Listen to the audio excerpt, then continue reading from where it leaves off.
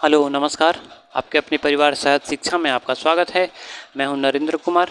तो हमारा English grammar चल रहा था। इंग्लिश ग्रामर में हमको आज इंडेफिनिट प्रोनाउन पढ़ना है। पिछले वीडियो में हमने इंडेफिनिट प्रोनाउन क्या होता है, कौन कौन से होते हैं, उनके बारे में बात कर ली थी। आज हम इंडेफिनिट प्रोनाउन को यूज कैसे करते हैं उसको देखते हैं। जैसा कि आप जानते हैं इंडेफिनिट प्रोनाउन कौन कौन से होते हैं। वन होता है, नन होता है, नॉट वन होता है, एवरीथिंग होता है, एवरीबडी होता है, सम होता है, फ्यू होता है और एवरीबडी, एवरीथिंग, ये सभी क्या होते हैं? तो इंडेफिनिट प्रोनाउन होते हैं। ये सभी क्या हैं? इंडेफिनिट प्रोनाउन होते हैं। तो इंडेफिनिट प्रोनाउन यूज कैसे करते हैं? हालांकि इंडेफिनिट प्रोनाउन आपको देखिए एक बात बता रहे हैं कि जो हम पढ़ा रहे हैं, ठीक, ये चीज़ आपको यूट्यूब में फ्री में नहीं मिलेगी। यूट्यूब पे फ्री में आपको नहीं मिलेगी। अगर मिलेगी तो केवल इतना ही बताएंगे कि इंडेफिनिट प्रोनाउन होता क्या है, कौन कौन से हैं, बस इतना ही बता के आगे चले जाएंगे।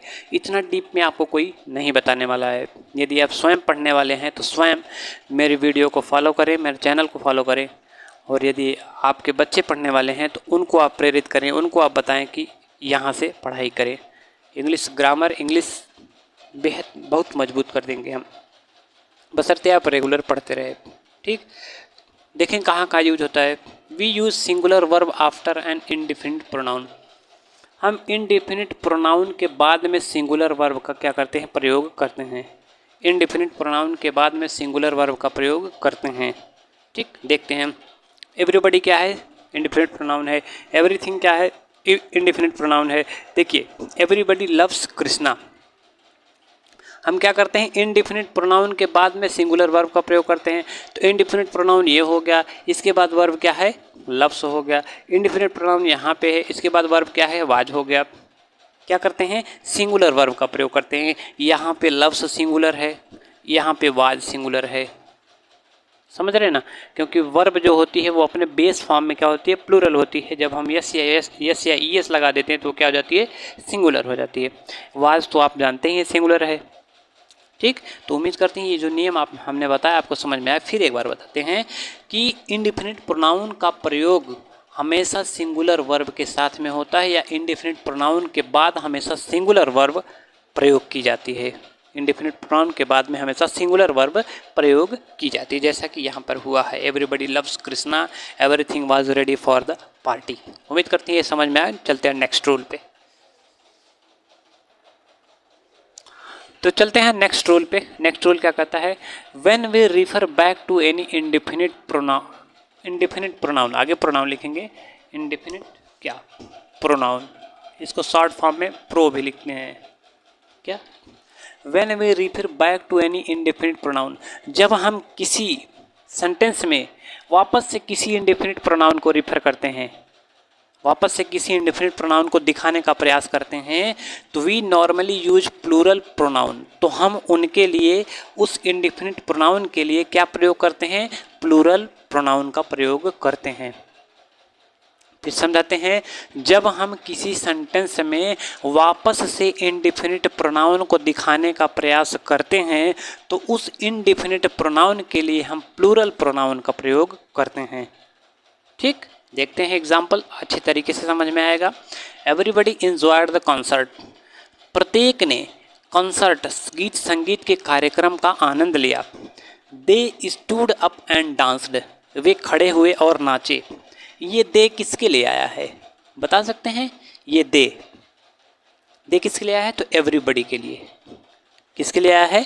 एवरीबडी के लिए आया है। वही चीज़ यहाँ पे कह रहा है कि जब हम किसी इंडेफिनिट प्रोनाउन को वापस से दिखाने, ये इसी एवरीबडी को ही ना वापस से हम दिखा रहे हैं। ये ऐसा भी तो लिख सकते थे, everybody enjoyed the concert, everybody stood up and danced, ऐसा भी तो लिख सकते थे। बट क्या हो जाता है? रिपीटिशन हो जाता है।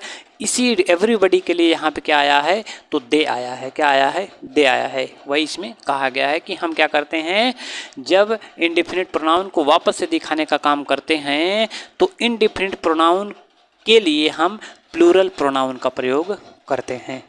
उम्मीद करते हैं ये नियम जो हमने समझाया वो आपको समझ में आया होगा। चलते हैं नेक्स्ट रूल पे। देखिए अगला नियम क्या कह रहा है? We can add to yes. We can add yes. We can add yes to indefinite pronoun to make a possessive. हम क्या करते हैं कि किसी इंडिफिनिट प्रोनाउन को पॉजेसिव बनाने के लिए उसके अंत में एपॉस्ट्रॉफी एस का प्रयोग करते हैं। ठीक, क्या करते हैं, किसी इंडिफिनिट प्रोनाउन को पॉजेसिव बनाने के लिए हम एपॉस्ट्रॉफी एस को क्या कर सकते हैं, जोड़ते हैं या जोड़ सकते हैं।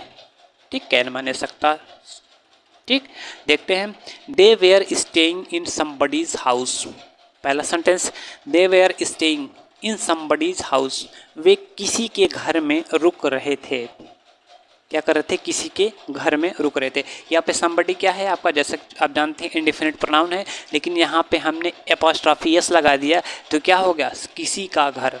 समबडीज हाउस, किसी का हो गया, किसी का घर। वही इसमें का बताया गया है कि इंडिफिनिट प्रोनाउन को पॉजेसिव बनाने के लिए हम एपॉस्ट्रॉफी एस का प्रयोग कर रहे हैं। दूसरा, इज दिस एनीबडीज कोट, ये क्या यह किसी का कोट है। एनीबडी मतलब किसी, फिर से एपॉस्ट्रॉफी एस लगा दिया तो पॉजेसिव बन गया, किसी का हो गया। Is this anybody's coat, is this anybody's coat. तो उम्मीद करते हैं ये नियम भी आपको जो हमने बताया समझ में आया होगा। चलते हैं नेक्स्ट रूल पे। हाँ, तो अगले नियम की जैसी बात कर रहे थे, उसमें कुछ खास नहीं था। ठीक, ऐसे ही जैसा नियम है। तो ठीक, मिलते हैं नेक्स्ट वीडियो में। तब तक आप मेरे चैनल को वॉच करें, मेरे वीडियो को वॉच करें। अच्छा लगे तो लाइक शेयर सब्सक्राइब करें, अपने दोस्तों के साथ शेयर करें। ठीक, अगर आप पढ़ने वाले हैं तो अपने दोस्तों के साथ शेयर करें। यदि आपके बच्चे पढ़ते हैं तो उनको आप प्रेरित करें मेरे वीडियो को फॉलो करने के लिए। ठीक, क्योंकि इंग्लिश क्या है, बहुत ही आप कह सकते हैं इम्पॉर्टेंट लैंग्वेज है, बहुत ही ज़रूरी भाषा है।